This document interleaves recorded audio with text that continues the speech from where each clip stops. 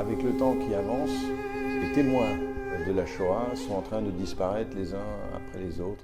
Et donc ça veut dire que plus le temps avance, plus la mémoire de la Shoah reposera dans les mains des artistes, qu'ils soient écrivains, cinéastes, documentalistes ou auteurs de bandes dessinées.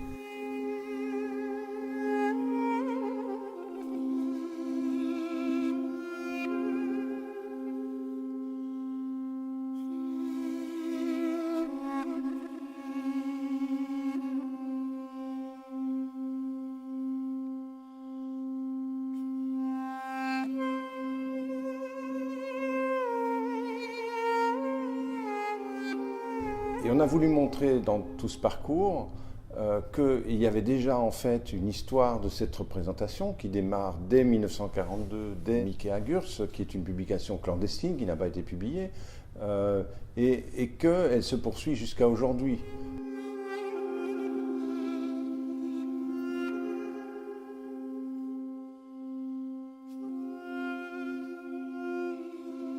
Il y a 4 parties en fait. La première partie, c'est les dessins des premiers témoins. C'est-à-dire que les premiers dessins qui ont été produits sont le fait de gens qui ont vécu la Shoah, qui sont morts parfois, comme c'est le cas pour Horst Rosenthal, l'auteur de Mickey Agurs, qui ont survécu, comme David Holler, et qui ont produit des dessins que aucune photographie ou aucun film n'avait pu filmer. Et puis ensuite, on s'aperçoit qu'il y a une période de latence qui dure environ 30 ans et dans laquelle il y a quelques rares manifestations de la représentation de la Shoah, notamment La Bête est morte de Calvo, ou alors qui date de 1944 déjà, donc c'est très tôt, ou alors aux États-Unis, Master Race de Kriegstein et Feldstein qui date de 1955. En Belgique, il y a L'Oncle Paul, signé Jean Graton et Jean-Michel Charlier, qui sont les premières mentions. Mais en dehors de ces 3 exemples, il faudra attendre une trentaine d'années avant que la Shoah soit vraiment représentée de façon normale et récurrente dans la bande dessinée. La deuxième partie, donc, c'est un sujet hors sujet. Et la troisième partie s'intéresse à la relation chaotique à partir du moment où le thème de la Shoah arrive finalement dans la bande dessinée, on se rend compte que c'est plus compliqué que ça. Il y a un certain nombre de tabous qui ne sont pas transgressés, en particulier dans l'univers des super-héros. Il y a un chapitre un peu provoque qui s'intitule « Pourquoi les super-héros n'ont-ils pas sauvé Auschwitz ?»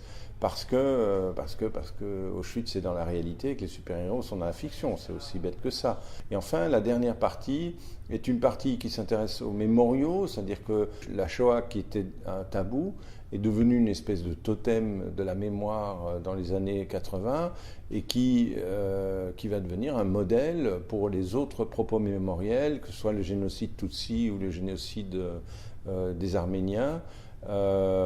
Et enfin, on conclut en disant que le combat n'est pas fini.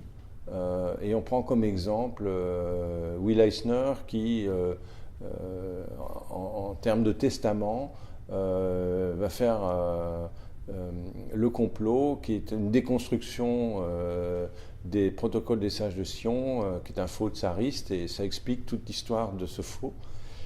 Et donc voilà, c'est ce parcours-là qui transparaît dans l'expo. La Bête est morte, c'est véritablement une œuvre remarquable pour 2 raisons. La première, c'est que ici, on a également des animaux qui représentent la Shoah. Ça va être le cas, ça annonce le Maus de Spiegelman. Alors pourquoi ce phénomène de réfraction, c'est-à-dire pourquoi on n'affronte pas directement, c'est précisément parce que, comme c'est le cas dans cette scène de torture, qui est extrêmement explicite, si ça avait été des humains, ça aurait tout de suite été ressenti comme l'horreur absolue, et là ce n'est pas le cas. La deuxième raison pour laquelle c'est intéressant, La Bête est morte de Calvo, c'est que c'est une représentation précise de la Shoah. La condition nécessaire du génocide tient sur 2 points. Il il faut que ce soit un crime d'État, c'est-à-dire un plan établi par un État pour liquider une catégorie de gens. Et deuxièmement, il faut que ça touche les enfants. C'est-à-dire à partir du moment où on élimine les enfants, on veut éliminer une lignée, on a les deux conditions du génocide. Elles sont parfaitement exprimées dans La Bête est morte, et ceci dès fin 1944. C'est-à-dire que dans La Bête est morte, il vous explique que c'est un plan de destruction des races. Donc en plus, ça insiste sur le côté racialiste. L'autre caractéristique, c'est qu'il y a une affiche qui s'inspire de l'affiche rouge, et où le signe juif est vraiment distinct. C'est la seule mention dans l'après-guerre de façon aussi claire, il faudra longtemps.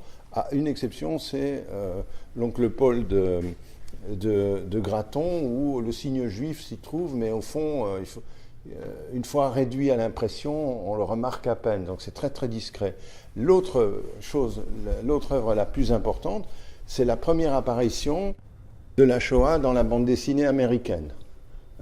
Nous sommes en 1955, le Comic Code Authority n'a pas encore été vraiment mis en action, et dans une revue qui est publiée par EC Comics, qui est un éditeur de récits d'horreur en principe, ils vont publier Impact, qui est non seulement la première évocation complète et claire de la Shoah dans la bande dessinée américaine, mais en plus un vrai chef-d'œuvre narratif qui fait que Spiegelman, qui va lire cette histoire à l'âge de 17 ans, va avoir une espèce de déclenchement qui va être à l'origine de Moss. Quelques années plus tard, il commence à faire les premières planches qui touchent à ce sujet.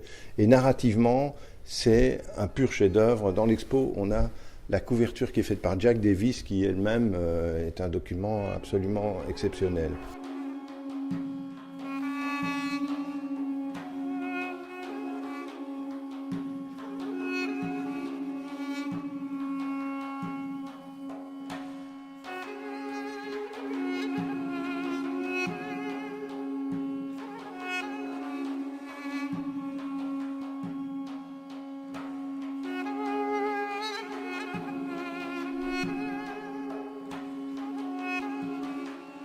Moss, c'est véritablement une révolution. C'est une révolution à divers titres.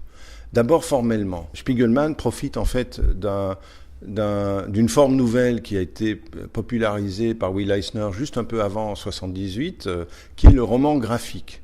C'est-à-dire qu'on sort du comic book pour les adolescents, on sort de l'entertainment pour faire un livre sérieux. Et un livre qui a le format du livre.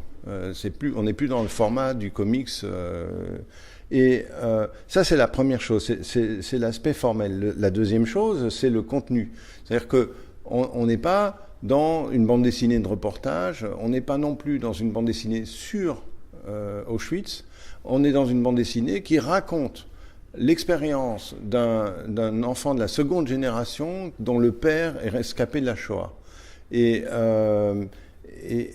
tout ça est fait avec une extrême finesse, une extrême modernité, qui est due au fait que Spiegelman est issu de l'underground, c'est-à-dire d'une génération de créateurs qui s'est affranchie des personnages, des séries, et dont le récit est véritablement de la littérature. Donc c'est pas par hasard qu'il reçoit le prix Pulitzer en 1992.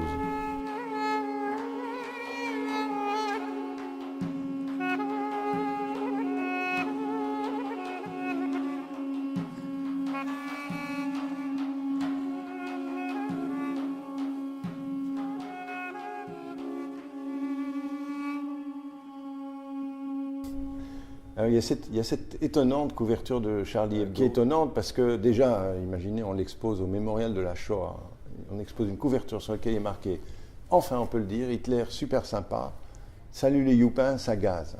Alors on se dit c'est du Charlie Hebdo, c'est de la provoque, ça ne nous étonne pas de Charlie Hebdo. Oui, sauf qu'on est en novembre, on est le 2 novembre 1978, et qu'est-ce qui a été publié 4 jours auparavant dans l'Express ? C'est une interview d'Arquier dit de Pellepoix, qui est l'ancien commissaire général aux affaires juives, qui en fait est responsable de la spoliation des biens juifs, des biens des juifs français, qui a réussi à s'échapper à la Libération, qui se retrouve à ce moment-là en Espagne, dans l'Espagne de Franco, et c'est d'Espagne qu'il donne cette interview à l'Express. Et dans cette interview, il nie le génocide, et il dit à Auschwitz, on n'a jamais gazé que les poux. Et en fait, c'est le début du négationnisme en France.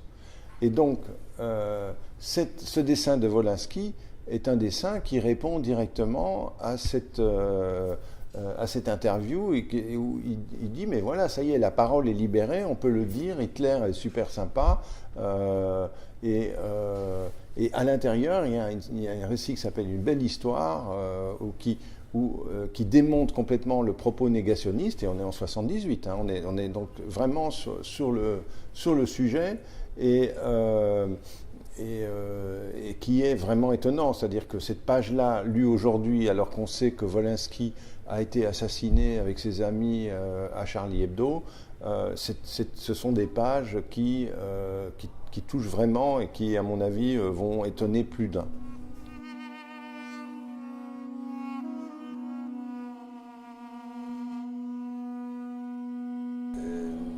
Pourquoi on parle des autres génocides que ceux de la Shoah? Parce que de tabou qu'il était au lendemain de la guerre, le sujet est devenu quasiment un totem à partir des années 80, au point même que la mémoire de la Shoah va supplanter la mémoire de la résistance. Et ce succès, on peut dire ça, va susciter des émules. C'est-à-dire que les autres génocides, les autres victimes de génocide vont se dire, mais nous aussi, on a une histoire à raconter dans ce registre-là. Et donc ça va être le cas à partir des années 80, c'est l'histoire du génocide arménien, et puis par exemple le Deo Gracias de Stassen, qui a surnommé le Maus des Tutsis, qui seulement 6 ans après le génocide rwandais, raconte véritablement dans le détail l'histoire de ce génocide.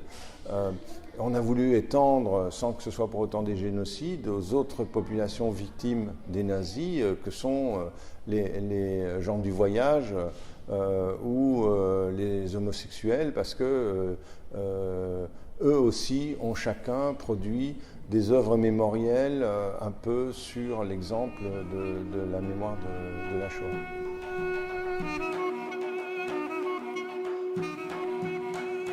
Ce qui nous a intéressé, Joël Kotek et à moi, dans le parcours, c'est d'abord de montrer l'énorme diversité, l'énorme créativité et le talent de tous ces auteurs dans leur capacité à transmettre la mémoire. Et pour un peu faciliter la visite, on a d'ailleurs fixé un certain nombre de signets sur les œuvres phares. Quand on a fini l'expo, on ressort avec 12 à 16 références qui permettent de baliser tout ce qui a été raconté dans cette exposition. Et donc, pour moi, l'œuvre caractéristique qui clôt un peu la chose, c'est deuxième génération de Michel Kichka, parce que c'est une œuvre qui est dans la normalisation, c'est-à-dire que ça devient normal, c'est un sujet comme un autre, la Shoah, ce n'est plus un sujet particulier. Et la preuve, c'est qu'il ne décrit absolument pas comment ça fonctionne à Auschwitz, quel est le fonctionnement de la Shoah, parce qu'il considère que c'est une affaire entendue. Et toute l'œuvre est centrée sur la relation entre le père et le fils, un peu comme pour Maus, et sur le rapport à cette mémoire qui doit passer d'une génération à l'autre.